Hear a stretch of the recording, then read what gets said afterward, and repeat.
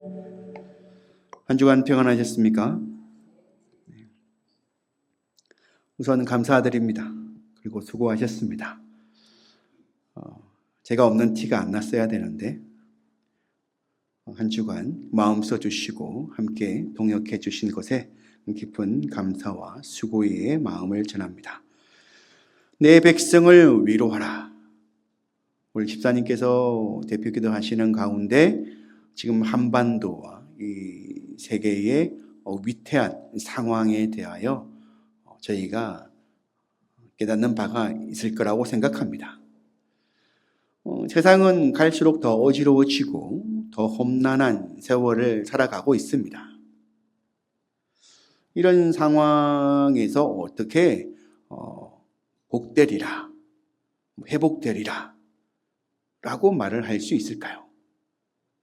그런데 오늘 이사야서를 통해서 여호와께서 말씀하시는 것이죠.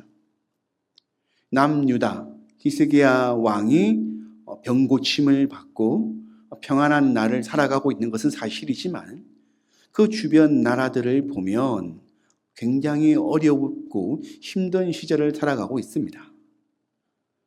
북이스라엘은 망해가기 직전이고 또 유다의 백성들은 여전히 살아가기가 어려운 시절이었던 거죠. 그런데 이사야를 통해서 이들을 위로하라. 그들이 회복될 때가 되었다. 그들이 구원받을 때가 되었다라고 말하는 것이죠. 오늘 우리의 형편과 다르지 않습니다.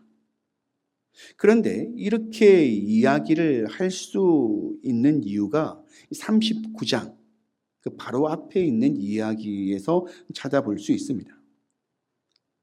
39장에는 히스기야 왕이 바벨론에서 온 사절단들과의 만남 이후에 이사야 선지자가 찾아가서 대화를 한 내용이 나옵니다. 히스기야 왕이 병에서 고침을 받고 그런 죽음을 이겨내고 다시금 평온한 시절을 살아가면서 그 소문이 바벨론이라고 하는 신흥 국가에 전해지게 된 거죠. 또 신기했습니다. 죽을 병에 걸렸던 히스기야가 어떻게 다시 살아날 수 있었는가? 사절단을 보내고 그 사절단을 히스기야 왕이 맞이했습니다. 그러면은 사절단은 물어봤겠죠. 왕이시여, 어떻게 당신이 죽을 병에서 회복되었습니까? 그러면 그것에 대하여 여호와 하나님께서 행하신 일, 이 나라가 하나님 앞에서 어떻게 회개하고 어떻게 하나님 앞에 바로 서려고 살았는가라고 하는 그 아수르와의 전쟁, 험악한 시절들을 이야기하면서 하나님께서 어떻게 이 나라를 구하셨는지에 대해서 간증을 했어야 될 겁니다. 아마 그 이야기를 하지는 했을 것 같습니다. 그런데 39장에 그런 이야기는 드러나지는 않습니다.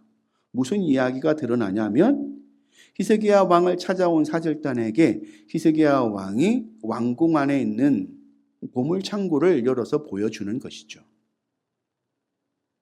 왜 그랬을까? 학자들은 히스기야가 고침을 받은 이후에 교만해졌다라고 이야기를 하는 거죠. 물론 틀린 말이 아닙니다. 괜히 그것을 보여주어서 이 바벨론 나라가 이스라엘 유다 땅에 아주 어마어마한 보물이 있구나. 그것을 우리가 빼앗아야 되겠다라고 하는 야망을 갖게 만들었다라고 하는 것이죠. 그것에 대해서 이사야 선지자가 히스기야 왕에게 이야기하는 거죠. 당신이 잘못 행하였기 때문에 이후에 이 나라에 있는 모든 보물들, 여호와 하나님께서 그 조상들에게 주신 그 모든 재물들이 바벨론 땅으로 옮겨가게 될 것입니다 라고 이야기를 하게 되는 거죠. 어떻습니까? 내 문제로 생각해 보십시오. 오늘 이 목사가 성도님들께 예언하는 것이죠. 여러분들이 지금 가지고 있는, 지금까지 쌓아온 모든 재물들이 다른 사람들에게 옮겨가게 될 것입니다. 그렇게 예언을 했다면 어떤 마음이 드세요? 뭐며 어찌까이? 어찌한디야? 기도해야 되겠죠. 하나님 안 됩니다. 안 됩니다. 이것이 어떻게 모은 것인데. 아마 그렇게 기도하는 것이 맞지 않을까요? 히스기야 왕은 이사야 선지자의 말에 틀렸다라고 해서 될 거예요. 선지자요, 어떻게 그런 말을 할 수 있습니까? 우리가 어떻게 지켜온 것인데 이것이 바빌론 땅으로 옮겨간다고 말할 수 있겠습니까? 그렇게 항변이라도 하고 하나님께, 하나님 제가 무엇을 잘못했습니까? 하나님 용서해 주십시오. 이것을 지켜주십시오. 라고 기도해야 되는 것이 맞지 않겠습니까? 그런데 39장 4절에 보면 이렇게 이야기합니다. 4절이 아니죠. 39장 8절에 보면 히스기야가 이사야에게 이르되 당신이 이른 바 여호와의 말씀이 좋소이다 하고 또 이르되 내 생전에는 평안함과 견고함이 있으리로다 하니라. 뭐라고 이야기합니까? 당신의 말이 맞습니다. 당신의 말이 옳습니다. 지금 당신께서 하신 말씀은 여호와께서 하신 말씀이 분명합니다. 아멘이라고 한 거예요. 당신의 말대로 되기를 원합니다. 왜 이런 표현을 썼을까요? 왜 이런 표현을 썼을까요? 그런데 그러한 일이 내 때에는 없기를 원합니다. 라고 하는 것이죠. 히스기야가 어떤 일을 경험했습니까? 죽을 병에 걸렸던 거죠. 죽을 병. 히스기야가 젊은 나이에 40이 되지 않은 나이에 죽을 병에 걸렸던 겁니다. 죽을 병에 걸렸다가 다시 기적적으로 회복된다면 어떤 마음이 될까요? 죽을 병에 걸렸다가 기적적으로 회복된 사람들이 공통적으로 가지는 감정은 이 목숨과 건강보다 소중한 것이 없다라는 것을 깨닫는다는 거예요. 일반적으로. 그래서 목숨과 건강보다는 이 소유에 대한 집착이 줄어들게 됩니다. 이런 깨달음을 통해서 히스기야는 짧은 시간이지만 지나온 삶을 회상하게 되었던 것 같습니다. 왜냐하면 히스기야가 가지고 있는 이 보물들, 그 창고의 문을 열어보고 조상들 때부터 모아져 온 이 보물들을 보면서 얼마나 기분 좋아하고 안심하고 뿌듯해하고 넉넉한 마음을 가질 수 있었고 그랬던 것인가. 그런데 자기 목숨이 오늘 사라질 법한 그런 어려운 시절을 지나올 때 이 보물들이 무슨 의미가 있었는가. 그런데 북이스라엘은 더 심했죠. 남유다도 마찬가지였습니다. 이 보물의 주인이 되기 위해서 얼마나 이 왕의 자리를 호시탐탐 노리고 있는가. 사실 히스기야 왕이 그 죽을 병에 걸린 이유는 그런 스트레스 때문이었어요. 그런 왕의 자리를 찬탈하려고 하는 그런 세력들의 음모와 계략들에서 살아남기 위해서 늘 밤마다 하나님께 기도할 수밖에 없었고 그 계략에 넘어가지 않기 위해서 애쓰고 조려했던 그런 세월들이었기 때문에 병이 들 수밖에 없었던 거죠. 그러면 이렇게 생각이 드는 거죠. 차라리 이 왕궁에 이 보물이 없다면 그렇게 해서 이 왕자리에 오르고 싶은 사람이 있다면 그런 왕이 더 이 나라를 위해서 필요한 왕이 아닐까. 이 물질을 얻기 위해서 여전히 내가 죽기를 바라고 있는 그들이 사라지기 위해서는 어쩌면 지금 이 물질이 이 왕궁에서 사라지는 것이 더 옳은 것이 아닐까. 속으로 그런 생각을 해볼 수 있는 거죠. 가능한 생각인 것 같습니다.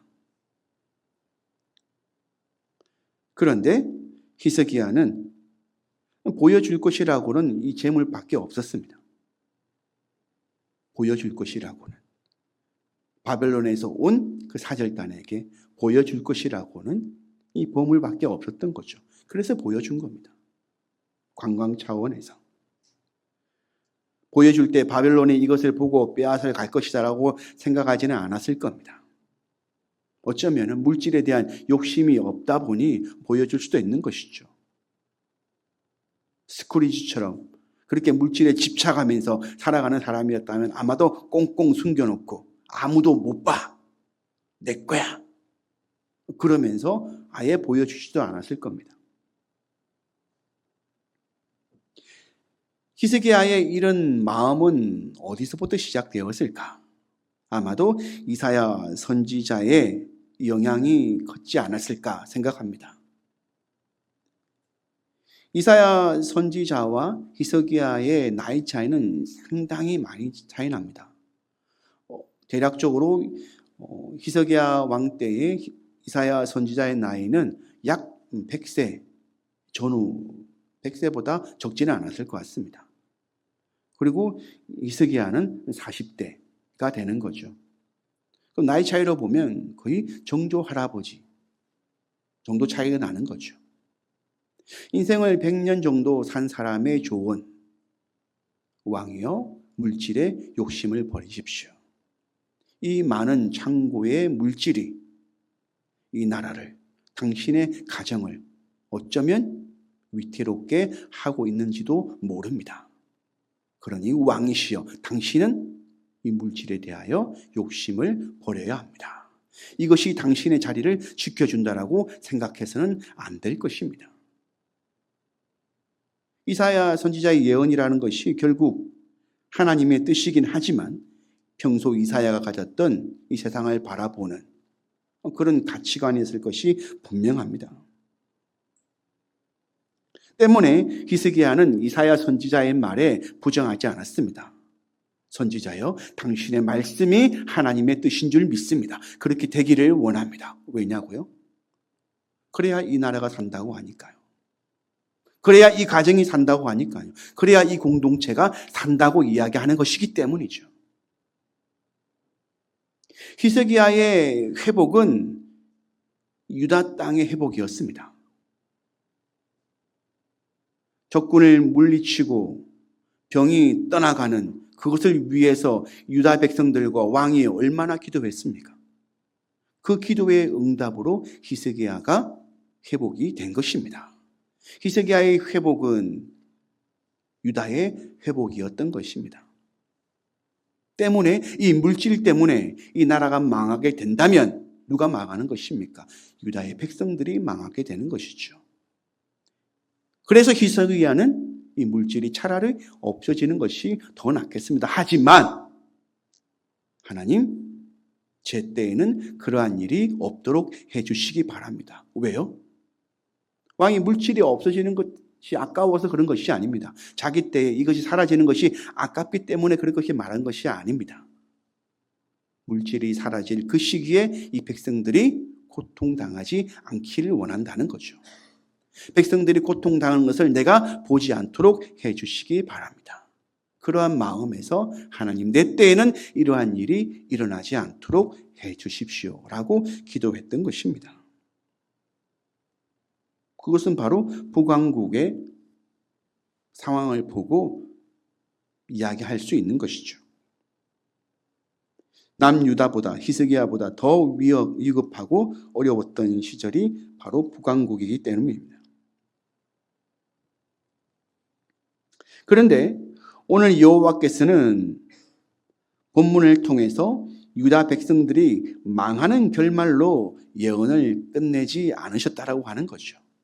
이 39장과 40장에는 한 100년 내지는 한 600, 길게는 600년, 100년 짧게는 언제 기록되어졌는지 알 수 없기 때문에 그 차이가 있는 겁니다. 근데 39장에서는 망하는 느낌으로 예언했다면 40장에 넘어와서는 바로 한 장 차이인데 하나님께서 회복시키겠다고 이야기를 하셨다라고 하는 거예요. 왜 39장과 40장을 이어 붙여 놓았을까? 망할 것입니다 하고 끝내버리면 그 망할 것이라고 하는 말 때문에 마음을 고쳐먹고 다시 하나님께 돌아올 것 같지만 사실 기분 나쁘기도 하고 상처를 받아서 오히려 더 떠나버릴 가능성이 많은 거죠. 그리고 하나님께서는 망하는 것이 목적이 아닌 것을 다시 한 번 더 말씀하시기 위해서입니다.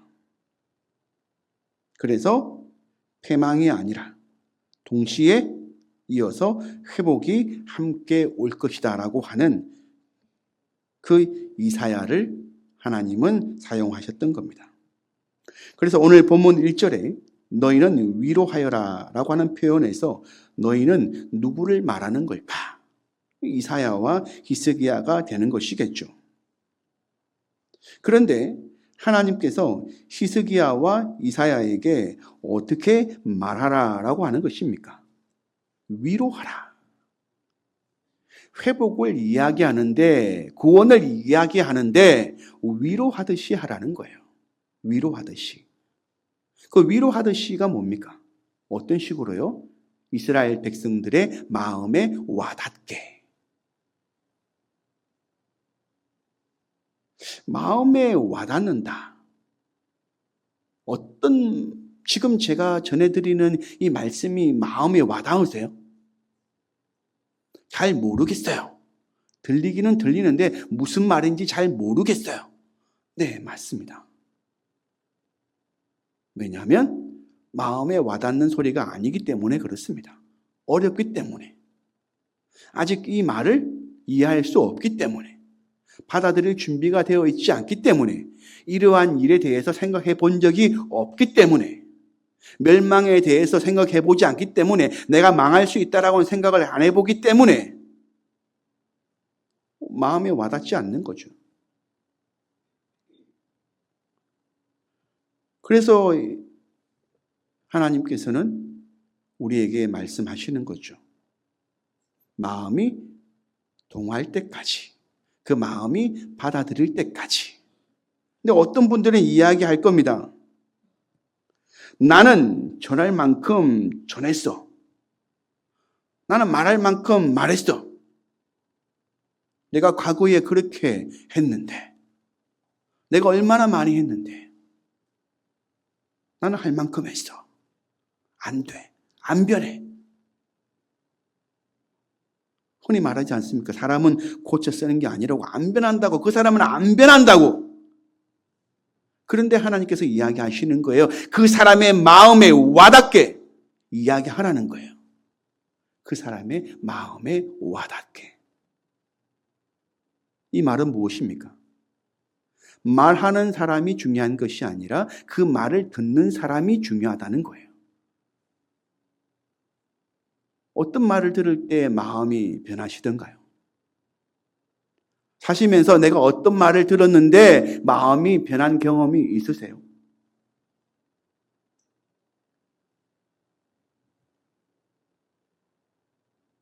그것은 아마도 말 때문이 아닐 겁니다.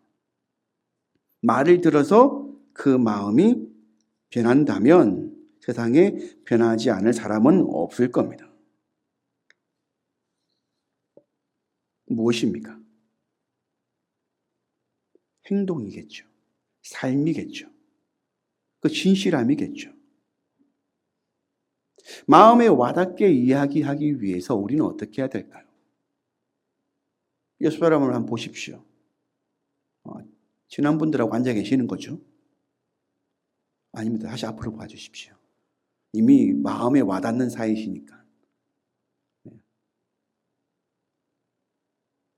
친절하고 상냥하고 정성되어지고 조심스러워하고 예의를 갖추고 그렇게 말을 한다면 아마 상대방은 들을 준비를 하게 될 것입니다. 그리고 세월을 흘러서 여전히 변하지 않고 늘 진국 같은 그러한 모습을 보여줄 때 비로소 마음이 변하게 되지 않을까. 그렇습니다. 그런데 그러면 비굴해질 수가 있지 않겠습니까? 그런데 하나님께서는 외치라고 이야기합니다. 외치라. 너희가 위로하되 그들의 마음에 와닿게 말을 하되 외치라. 외친다는 건 무엇입니까? 선포하는 개념인 것이죠. 우리가 그리스도를 전할 때 사람들에게 비굴하게 때로는 아주 죄인처럼 조심스러워 하면서 마음에 들지 않고 소극적으로 그렇게 할 수밖에 없을 때가 있을 것 같습니다. 그런데 그렇게 하지 마라. 그렇게 하지 마라. 외치라라고 이야기하고 있습니다. 외치라. 왜냐하면 회복과 구원을 선포하는 일이기 때문입니다. 때문에 확신과 힘을 주어서 강조해야 되는 것이죠. 회복과 구원은 무엇입니까? 택배를 기다리는 게 아닙니다. 하나님의 구원의 날, 그 어마어마한 날이 오고 있다라고 하는 것이죠. 때문에 우리는 위로와 구원을 선포할 때에 확신을 가지고 해야 된다고 하는 것입니다. 그 확신을 가진다라고 하는 것이 소리를 지는 것입니까? 그날은 올 것입니다! 라고 말하는 것이 아니겠죠. 확신에 찬 삶을 이야기하는 겁니다. 하나님의 구원의 때가 이미 오고 있음을, 어떠한 상황입니까? 오늘 우리가 기도한 내용, 북한과 남한의 그 상황, 나라 안팎으로 일어나고 있는 난리와 소문들, 세계의 전쟁, 그러면서 늘 끊이지 않는 기근과 절망적인 세상을 바라볼 때 우리는 소극적인 것이 아니라 하나님의 회복과 구원이 이미 선포되어졌고 우리는 그 날을 소망하면서 확신을 가지고 오늘을 살아가야 한다는 것입니다. 이러한 하나님의 감동을 이해할 수 있으실까요? 그 당시에 이사야 선지자의 말을 들었던 히스기야는 이해를 했을까요? 이해를 했을 것 같습니다. 하지만 백성들이 그 이후에 이사야 선지자나 히스기야 왕이 백성들에게 위로하듯 하나님의 때가 오고 있다. 구원의 때가 오고 있다. 그렇게 선포했을 때에 백성들은 이해를 했을까요? 아마도 이해하기 어려웠을 겁니다. 왜냐하면 아직도 전쟁이 이렇게 소란한데 땅은 가물고 흉년이 몇 해인지 셀 수도 없을 정도로 우리는 힘들고 있는데 어떻게 하나님의 구원과 회복이 있단 말인가? 그런데 우리에게 오늘 이야기하는 겁니다. 비록 우리가 이러한 시절을 살아가고 있다 하더라도 하나님의 구원의 때와 회복의 때가 이미 선포되어졌고 우리에게 다가오고 있으니 너희는 포기하지 말고 외치라는 겁니다. 여전히 하나님의 풍요로운 날을 살아가는 것처럼 너희는 그렇게 확신을 가지고 살아가라고 하는 것입니다. 여호와께서 왜 이사야와 히스기야에게 이런 말씀을 하셨던 것일까요? 왜 오늘 우리에게 이 말씀을 주시고 우리에게 그러한 삶을 요구하는 것일까요? 여호와께서 유다를 다시 회복시키는 때는 언제일까요? 본문에서 말하는 그 노역의 때가 끝났고 그 죄악이 사함을 받았느니라고 기록하고 있습니다. 여호와께서는 자기 백성이 반드시 회복되고 구원을 받을 것인데 그때가 자기 백성들이 자기들의 죄값을 제대로 치러야 그날이 온다라고 말씀하셨습니다. 그리고 다시 말씀하시는데 이 백성들이 회복되는 그날은 그들이 치러야 할 죄값의 2배를 치렀다라고 말씀하십니다. 사람들은 자기 죄값을 제대로 치르지 않고 용서받기를 원합니다. 때문에 본문의 이사야 선지자의 예언은 당시 사람들에게는 반가운 소리가 아니었을 겁니다. 죄값 다 치르고 받는 구원이라면 관심이 없다는 말입니다. 흔히 말하기를 그런 소리는 나도 하겠네. 그러나 회복과 구원이 사람의 행위에 있지 않고 여호와의 것이기 때문에 듣는 자들은 새겨 들어야 하는 것입니다. 물건을 사는 것이 아니라 죄 사함을 이야기하고 있기 때문이죠. 현대인들은 죄를 짓고 법에서 정해놓은 범칙금을 납부하고 또 정해진 선고된 형을 살고 나면 자기가 지은 죄가 사라진다고 생각합니다. 그러나 이것은 착각하고 있는 겁니다. 범칙금을 내고 형을 사는 것은 피고에 대한 보상적 개념이지 원고의 죄를 용서해 주는 것이 아닙니다. 다시 말해 원고의 죄를 용서해 주는 것이 아니라 다만 원고가 그 남은 삶을 살아가야 할 권리를 빼앗지 않기 위해 더 이상 범칙금을 낸 후에 형을 살고 난 후에 그 죄에 대해서 묻지 않을 뿐이라는 것입니다. 그러면 죄에 대한 용서는 어떻게 이루어지겠습니까? 그것은 원고가 범칙금을 낸 후에 어떻게 살아가는가? 형을 다 살고 난 다음에 어떻게 살아가는가? 예전의 삶을 버리고 새로운 삶을 살아간다면 그는 용서를 받을 수 있게 되는 겁니다. 하지만 여전히 그 과거의 삶에서 멈춰 있다면 용서를 받지 못하는 것이죠. 제가 왜 이 말씀을 드리는 것입니까? 하나님께서 이스라엘 백성들을, 유다의 백성들을 회복시키겠다고 하시는 이유는 하나님께서 그들의 행한 죄값을 대신 치루어 주셨다. 온전하게 치루어 주셨다라고 하는 것을 말씀드리려고 하는 것입니다. 누가요?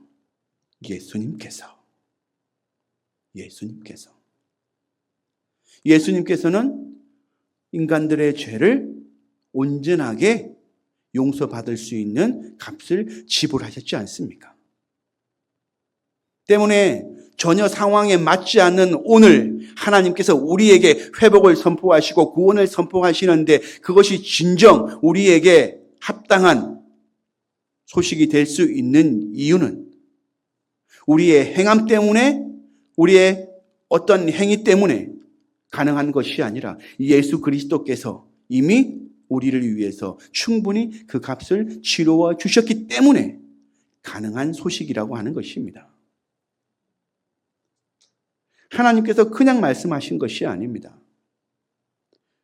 출애굽기에는 이 배상에 대한 법을 이야기하고 있지 않습니까? 출애굽기 21장과 22장에는 여러 가지 법이 나와 있는데 그 중에 하나를 살펴보면 그 눈에는 눈, 이에는 이라고 하는 이 동일한 행위에 동일한 행위로 배상하는 법을 이야기하고 있습니다. 이게 무슨 말이냐면 눈을 다치게 하면 이 눈을 다치게 한다는 거예요. 그런데 생각해 보십시오. 이게 1대1일까요? 아닙니다. 제 눈은 권사님 눈보다 귀합니다. 권사님 눈은 제 눈이 아니기 때문에. 그러니까 1대1이 전혀 될 수 없습니다. 아무리 상대방의 눈을 다치겠다 하더라도 내 눈은 더 소중한 겁니다. 때문에 율법에서 이야기하는 눈에는 눈, 이에는 이는 1대1의 원리가 아닙니다.